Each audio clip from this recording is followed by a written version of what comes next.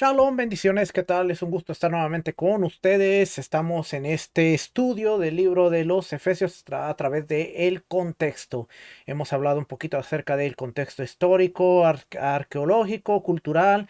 Hoy estamos tratando el aspecto social de cada uno de los capítulos. Hemos cubierto capítulo 1, capítulo 2, capítulo 3, capítulo 4 y hoy vamos a ver el capítulo 5. Así es que estamos utilizando dentro de los recursos, estamos utilizando este libro que se llama el comentario de ciencias sociales de las cartas deuteropaulinas, entre las cuales está Efesios, y también el libro de Zondervan.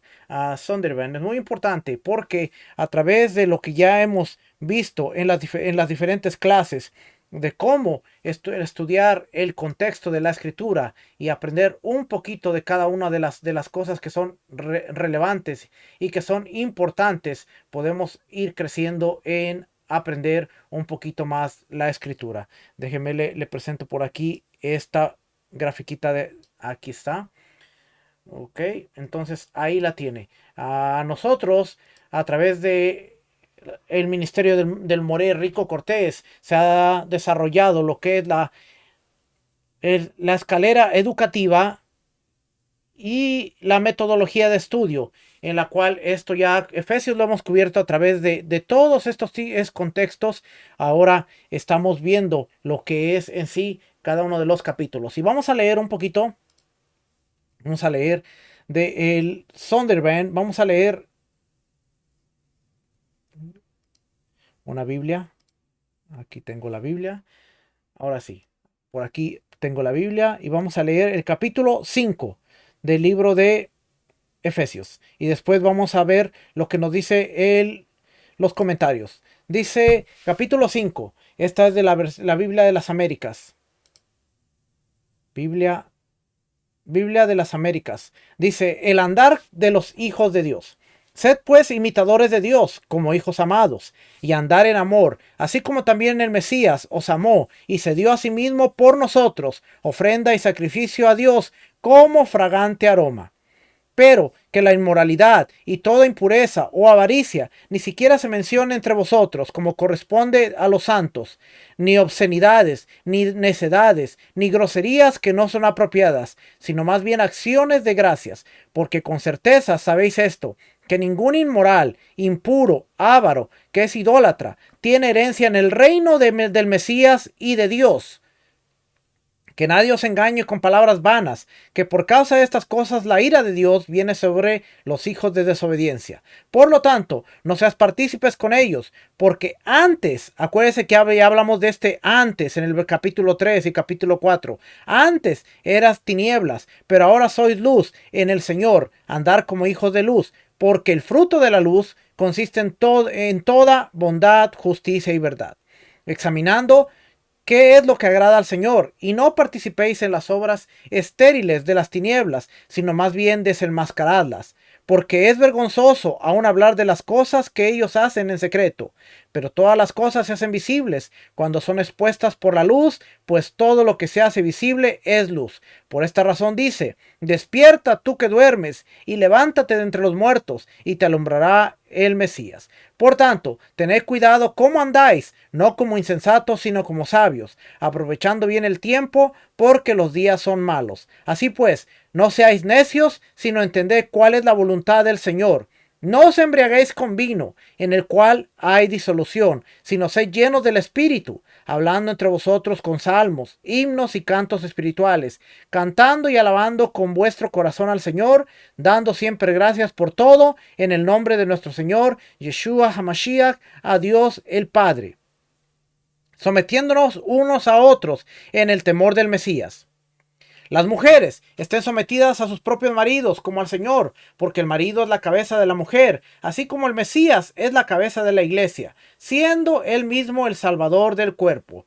Pero así como la iglesia está sujeta al Mesías, también las mujeres deben estarlo a sus maridos en todo. Maridos, amar a vuestras mujeres, así como el Mesías amó a la iglesia y se dio a sí mismo por ella, para santificarla, habiéndola purificado por el lavamiento del agua con la palabra, a fin de presentársela a sí mismo una iglesia que en toda su gloria, sin que tenga mancha, ni arruga, ni cosa semejante, sino que fuera santa e inmaculada. Así también deben amar los maridos a sus mujeres como a sus propios cuerpos. El que ama a su mujer, a sí mismo se ama, porque nadie aborreció jamás su propio cuerpo, sino que lo sustenta y lo cuida. Así como también el Mesías a la iglesia, porque somos miembros de su cuerpo. Por esto, el hombre dejará a su padre y a su madre y se unirá a su mujer, y los dos serán una sola carne. Grande es este misterio, pero hablo con referencia al Mesías y a la iglesia. En todo caso,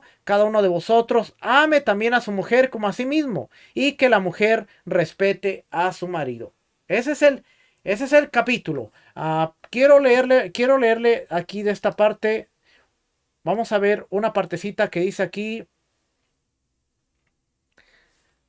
Una parte donde dice herencia en el reino de Dios. Esta parte donde dice ofrenda. Ofrenda. La palabra ofrenda. Quiero que vea aquí bien, porque dice la palabra ofrenda y sacrificio a Dios en olor fragante. Esta es la Reina Valera 1960, pero dentro de lo que es la palabra griega, dice prosfora hai sia, y aquí está traducido como ofrenda, algo ofrecido para su aceptación o rechazo. Frecuentemente, vamos a ver qué es esta ofrenda de aquí. Este es más bien este sacrificio. Esta palabra sacrificio. Antes de estudiar el contexto, vamos a ver qué es esta palabra sacrificio. Sia es ofrenda, acción de ofrendar. Es un tipo de ofrenda, porque la Reina Valera lo traduce como sacrificio, pero realmente es una ofrenda. Aquí lo tiene, mire. Vamos a dejar que se traduzca esto.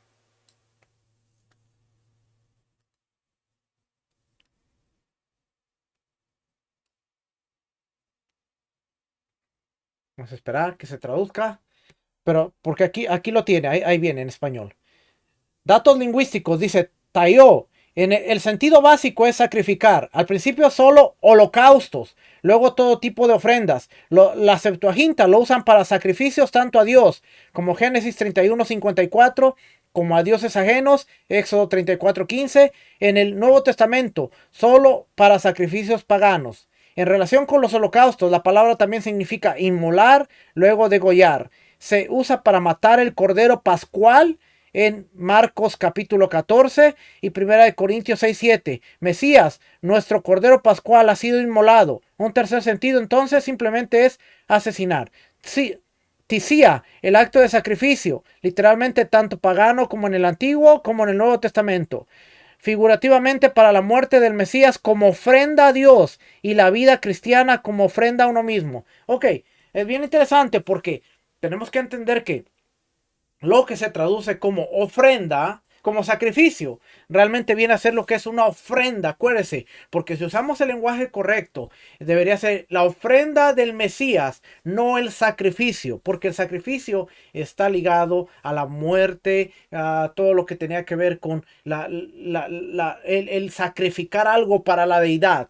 Y en el Tanakh, o lo que se conoce como el Antiguo Testamento, realmente la palabra ofrenda es corbán, que quiere decir acercarse. La palabra de Levítico es corbán, para que se vengan los hijos de Israel y se acerquen a mí y traigan una ofrenda. Entonces es un corbán, acercarnos.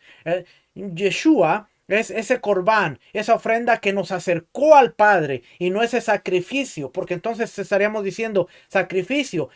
Dios permite sacrificios humanos y la respuesta es no. Entonces, ¿cómo conciliamos el decir que Yeshua es un sacrificio?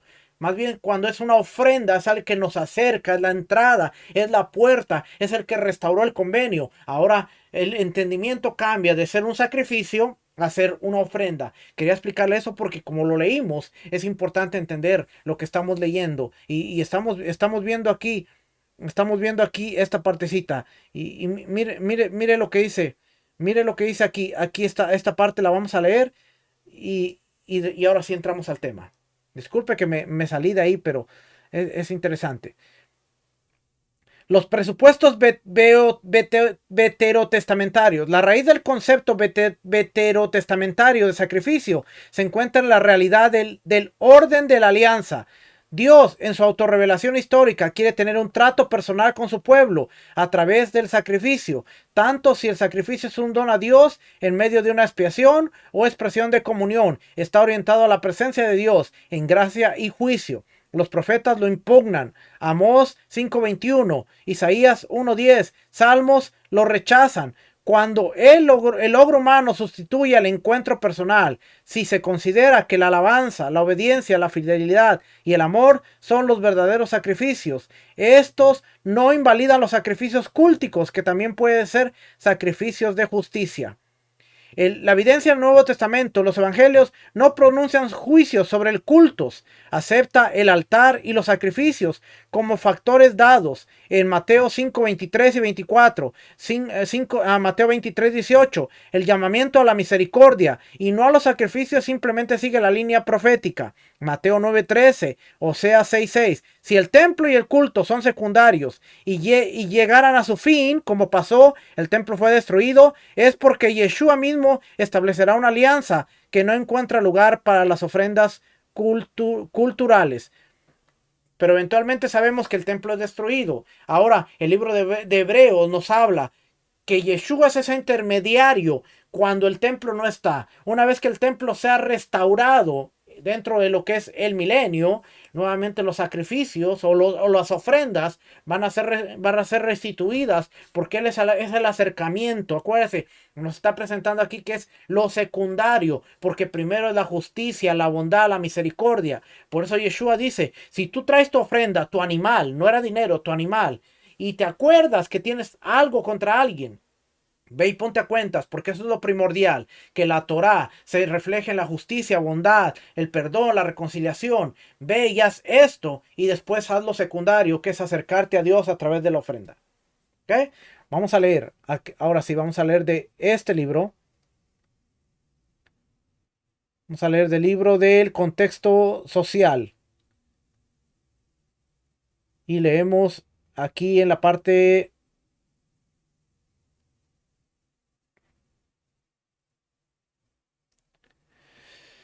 Dice aquí, hay tres personas. ¿Por qué? Porque como es propio de los santos, tres tipos de personas que hay que evitar. Nos está hablando este capítulo que hay que evitar. Antes, cuando eras los gentiles, pero ahora eres una nueva creación, una nueva criatura a través del Mesías. Ahora tienes que comportarte de una manera diferente. Y dice, tres tipos de personas que hay que evitar. Capítulo 5, versículo 5. ¿Estás seguro de esto? Ningún fornicario, impuro o avaro. El avaro, es decir, como idólatra, tiene herencia en el reino del Mesías y de Dios. ¿Por qué evitar a tales personas? Que nadie os engañe con palabras vanas, porque por estas cosas viene la ira y la desobediencia de Dios. Después, el versículo 7 al 14 se centra en la luz y las tinieblas como metáforas. Y el patrón es el siguiente. ¿Qué hacer y por qué? ¿Qué no hacer y por qué? ¿Qué hacer y qué no hacer y por qué?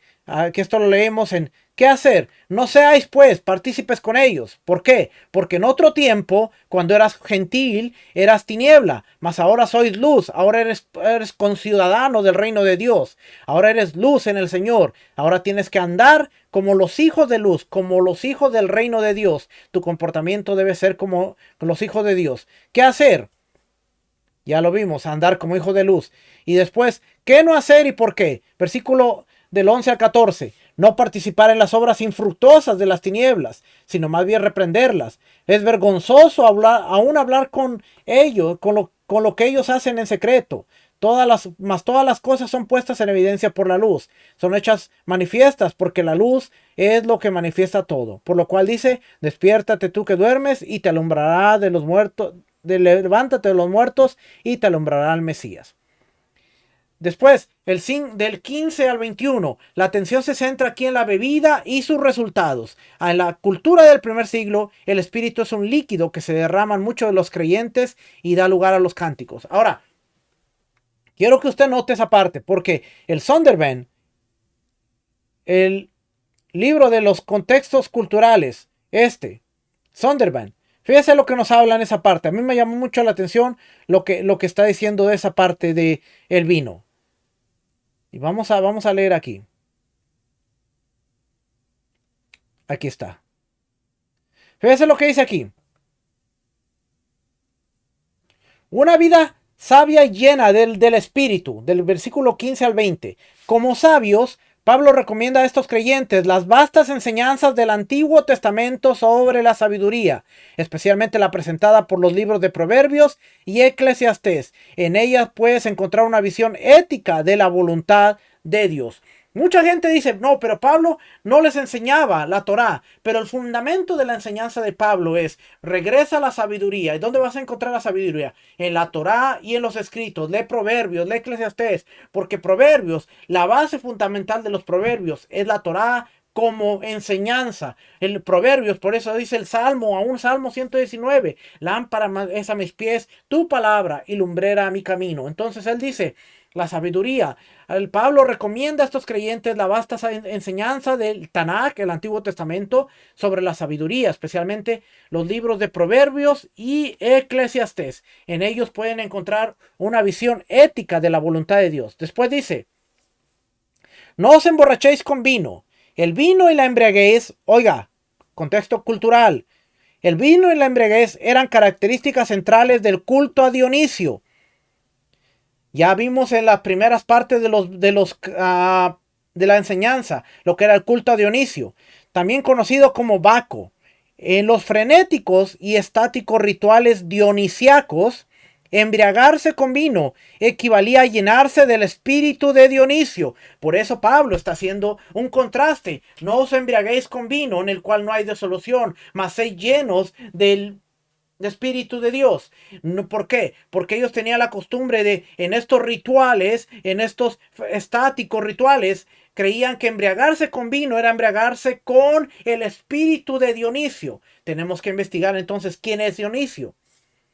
¿Cómo eran los rituales para Dionisio? ¿Y qué se hacía en estos rituales? Es más, creo que en la primera parte, de los videos,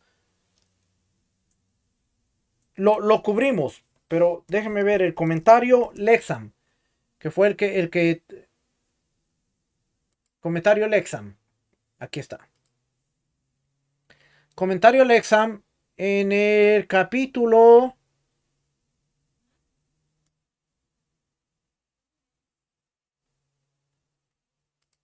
En el capítulo 14, no, capítulo, vamos a ver por aquí. Mundo social, Pérgamo, Patmos, Arabia, Galacia, Filemón, Tesalónica. Aquí estamos, espéreme.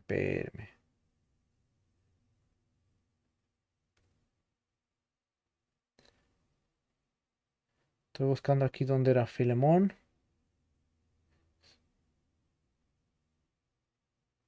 Éfeso. Aquí está. Mundo. Desarrollos cívicos bajo Domiciano. No, de hecho cubrimos no Dionisio, Domiciano, que era el emperador. ¿Ok? Aquí se lo muestro. Este fue lo que cubrimos. Y aquí dice Domiciano. ¿Ok? Esto fue lo que vimos dentro de las enseñanzas que estuvimos viendo, que estuvimos dando. Pero, entonces, regresando aquí al Zondervan, tenemos que preguntarnos entonces quién es Dionisios y cómo era el espíritu de Dionisios. Entonces, tenemos que ir a preguntarnos aquí, Dionisios.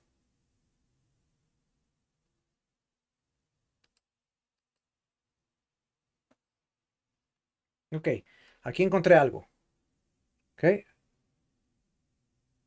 aquí encontré algo. Y este es el Lexham Bible Diccionario.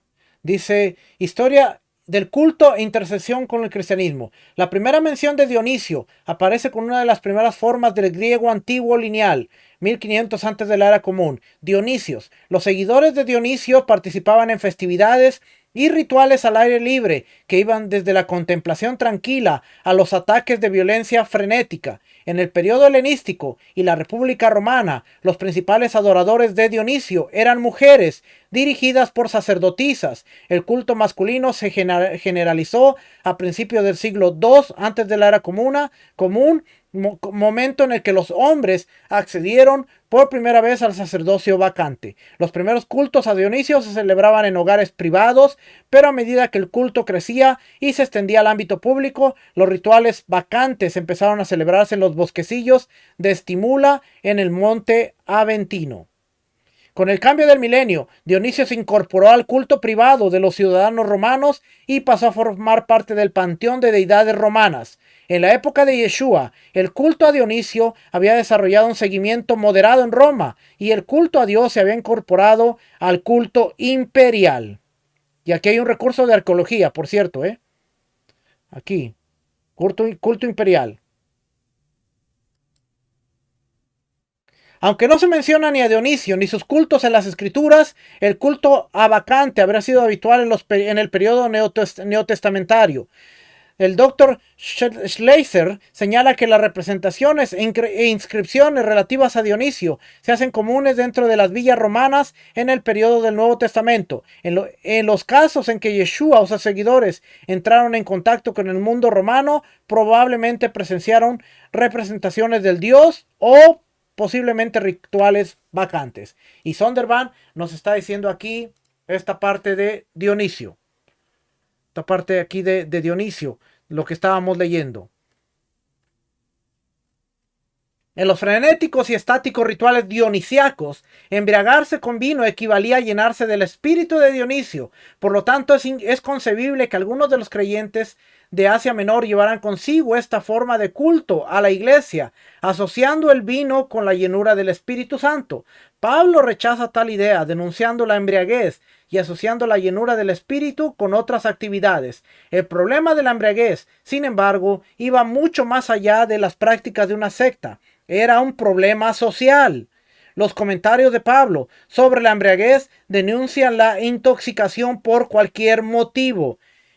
Este versículo es importante porque en el sistema tradicional se decía, no te emborraches porque la Biblia dice que no te embriagues.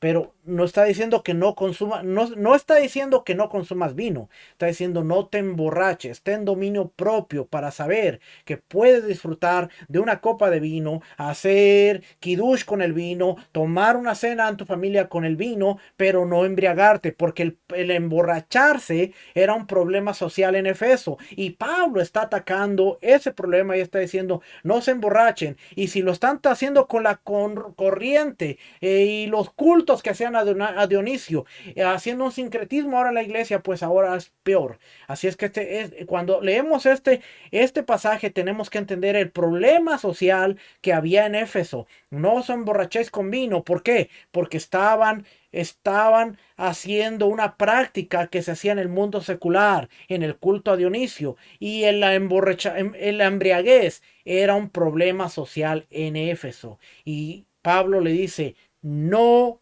se emborrachen, tengan dominio propio. Fíjense lo que sigue diciendo aquí.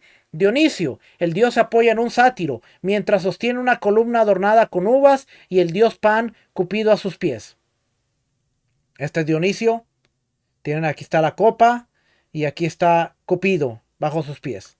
Sed llenos. La venida y la presencia del Espíritu cumple la promesa del Tanakh sobre la nueva alianza y la futura era mesiánica de bendición. Los seguidores de Yeshua fueron llenos del Espíritu del Ruach HaKodesh el día de Pentecostés. Y Pedro lo proclamó con el cumplimiento de la expectativa. El Espíritu, el Ruach, está constantemente presente con los creyentes, pero Pablo insta aquí a una aprobación regular del poder del Espíritu. El siguiente contexto sugiere algunos de los medios por qué los creyentes reciben una manifestación más plena de la presencia del Espíritu en sus vidas.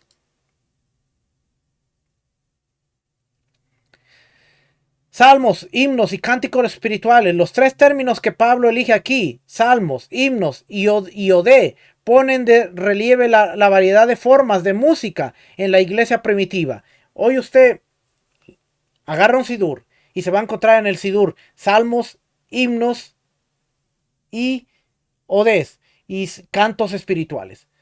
No ha cambiado. El Sidur, las oraciones que usted lee están compuestas en su mayoría de pasajes bíblicos, salmos, hay himnos que se han compuesto a través de la historia y también hay cantos espirituales dentro de lo que era una liturgia. Entonces usted sabe que la iglesia primitiva tenían una forma de adorar, tenían una forma de exaltar al rey, tenían una forma de acercarse al Padre y era conocida como un protocolo del rey, lo que hoy conocemos como una liturgia, no tan elaborada como la tenemos hoy, pero el mismo principio, y por eso Pablo usa salmos, himnos y cantos espirituales. Y a usted agarra un sidur, el que usted quiera. Koren Shalem es uno de los más mejores que tiene las referencias bíblicas de cada pasaje que usted está leyendo. Está la canción del mar, que es un canto. ¿Ok? Entonces, las tres palabras aparecen en la Septuaginta de los Salmos, pero Salmos se encuentra especialmente a gusto en un contexto judío. Himnos era un término muy utilizado por los gentiles en su culto pagano. Estaban acostumbrados a cantar himnoin en alabanza de sus dioses y diosas.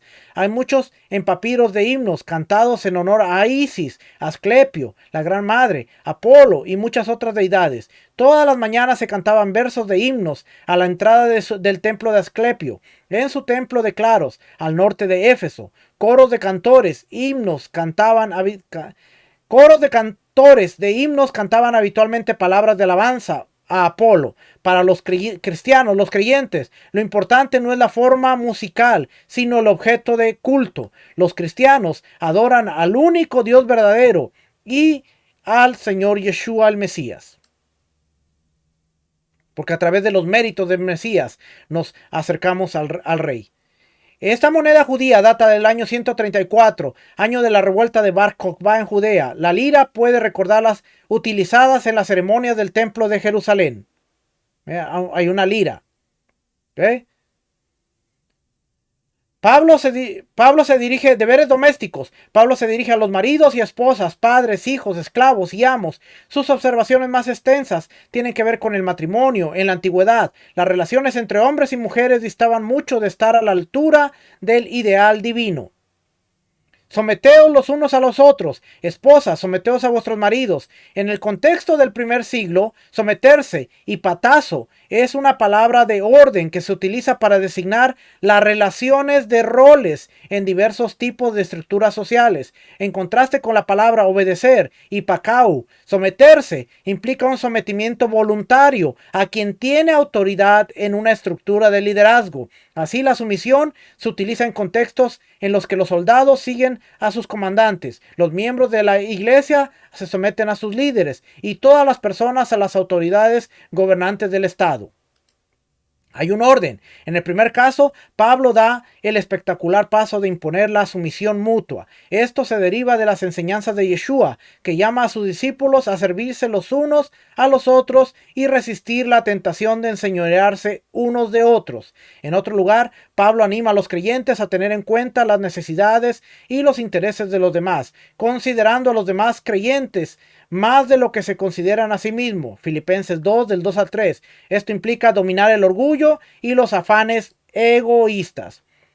Y aquí se encuentra un artículo de Josefo y Filón sobre el matrimonio. Los escritores judíos del siglo I, Josefo y Filón, proporcionan una visión de algunas actitudes judías comunes sobre la responsabilidad de la esposa en el matrimonio. Ambos hacen hincapié en la obediencia ciega frente a la sumisión y no dice nada de la responsabilidad del marido de amar y servir a su mujer, porque dice la escritura, la mujer es inferior al marido en todo. En realidad no existe tal versículo en ninguna parte del Tanakh. Sea pues obediente a él, para que abuse de ella, sino para que reconozca su deber para con su marido, porque Dios ha dado la autoridad al marido. Las esposas deben estar en servidumbre a sus maridos, una servidumbre no impuesta por un trato violento, sino promoviendo la obediencia en todas las cosas. Sin embargo, Pablo no elimina no elimina la estructuración social de la sumisión, mantiene claramente una distinción de papeles entre el hombre y la mujer en la relación matrimonial y espera que el hombre asuma un papel de liderazgo. Sin embargo, Pablo matiza cuidadosamente el tipo de liderazgo que debe ejercer el marido. El marido es la cabeza de la mujer, como el Mesías es la cabeza de la iglesia. Pablo ya ha utilizado 2 veces en esta carta la imagen cabeza-cuerpo para describir el papel del Mesías en relación con la congregación.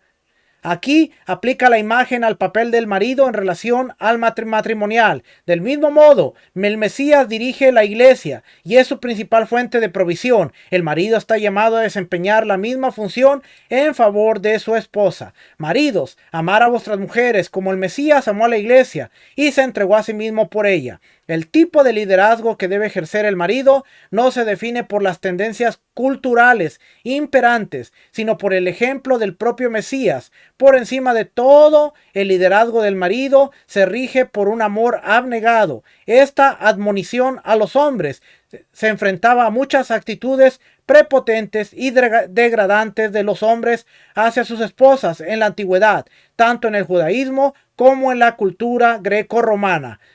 Ya vimos a Filón y Josefo, el papel que les leí arriba. El lavado con agua. Pablo alude aquí a una imagen de una alianza matrimonial que Adonai concertó con Jerusalén. El Señor dijo a su pueblo: te hice mi juramento solemne y concerté contigo una alianza. Declaré Adonai y llegaste a ser, declara Adonai y llegaste a ser mía. Te bañé con agua y te lavé la sangre. Te hiciste muy hermosa y te levantaste para ser reina. Está citando Ezequiel 16. La iglesia no es limpiada por agua literal, aunque puede ser una alusión al bautismo. Más bien, el factor efectivo para la salvación es la palabra de Dios, el evangelio enraizado en la sangre del Mesías que limpia a todos los creyentes del pecado.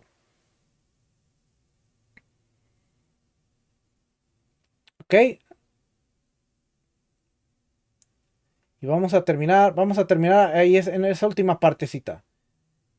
Aquí, donde dice: la alimenta y la cuida. Ambas palabras aparecen en un contrato matrimonial de papiro que delinea las responsabilidades del marido para con su esposa: cuidarla, alimentarla y vestirla. Se trata de un misterio profundo. Pablo no se refiere al matrimonio como un misterio profundo y por tanto al matrimonio como sacramento, ni siquiera al misterio tal como se realizaban las religiones mistéricas de la zona. El misterio del que habla aquí es la relación íntima del Mesías con la iglesia. Esto es coherente con el uso que hace de este término a lo largo de la carta. Ya lo vimos en el capítulo 1, lo vimos en el capítulo 3 y también va a aparecer nuevamente en el capítulo 6.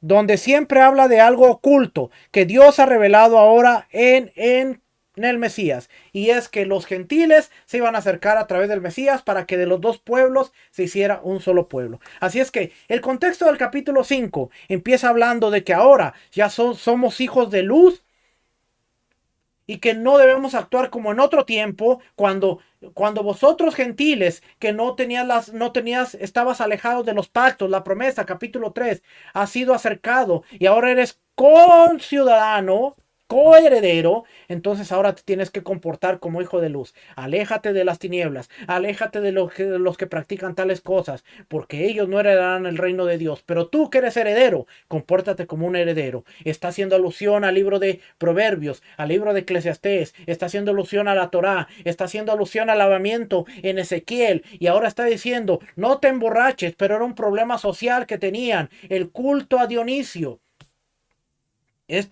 Todo esto está ocurriendo en el capítulo 5 y por eso está una forma de conducta. Le está hablando al marido: el marido, tú tienes que amar a tu esposa, pero no en una actitud de que la mujer es inferior, como el judaísmo había estado enseñando, sino que ahora en el Mesías tú tienes que entender que tienes una posición de libertad, una posición de autoridad. Dios te ha hecho la cabeza del hogar, pero así como Dios hizo la cabeza de la congregación, la cabeza de la creación al Mesías, para que la sustente, la cuide, la proteja. Así tú tienes que tomar ese ejemplo de que el Mesías no toma ventaja de que él es la cabeza de la creación para aprovecharse de la creación, sino para cuidarla, protegerla, asegurarse que esté en orden, asegurarse de aún dar la vida por la creación cuando se descarrió. Así tu marido ama a tu esposa. Mujer, sométete, pero no en una actitud de servidumbre, sino una actitud de apoyo, una actitud de colaborar con tu marido para que el hogar esté bien. Y si hacen esto, vamos a entonces después entrar al capítulo 6, donde ahora empieza a hablar de los padres sobre los hijos, porque está trayendo un orden. Acuérdense, estos creyentes estaban teniendo problemas en cuanto al contexto social, y Pablo, a través de su carta, a través de hacerles entender que ahora son coherederos, ahora son conciudadanos del reino, ahora tienen una responsabilidad social, moral, de actuar como hijos de luz, y ellos van a ser la luz para que a través de sus obras los demás vean que la Torá a la cual fueron acercados, al pacto, el convenio al cual fueron acercados a través del Mesías Yeshua, los ha cambiado, los ha restaurado y ha transformado su mundo social, cultural, político, y ellos van a ser diferentes. Espero que haya sido de bendición este capítulo 5. Hay muchas cosas, hubiera podido extenderme en algunas más, pero quería solamente tocar el contexto para que a usted le den ganas de poder indagar, usted vaya y lea y usted ahora entienda y diga, ahora quiero entender más y pueda seguir escudriñando mucho más de estos recursos. Si quiere seguirnos, puede seguirnos a través de nuestro canal Asamblea Profética Berea, puede seguirnos a través del canal de Teshuva.tv, puede ir a Tesoros del Templo, donde hay muchos estudios, puede ir a Sabiduría en la Torá y puede estudiar con nosotros y seguir avanzando. Acuérdese, nosotros somos los del camino, y como los del camino estamos tratando de entender las escrituras en su contexto para poder tomar el mensaje, aplicarlo y hacer la diferencia en este mundo. Que el Eterno les bendiga, el Eterno les guarde. Nos vemos en la próxima ocasión. Shalom, bendiciones. Shalom.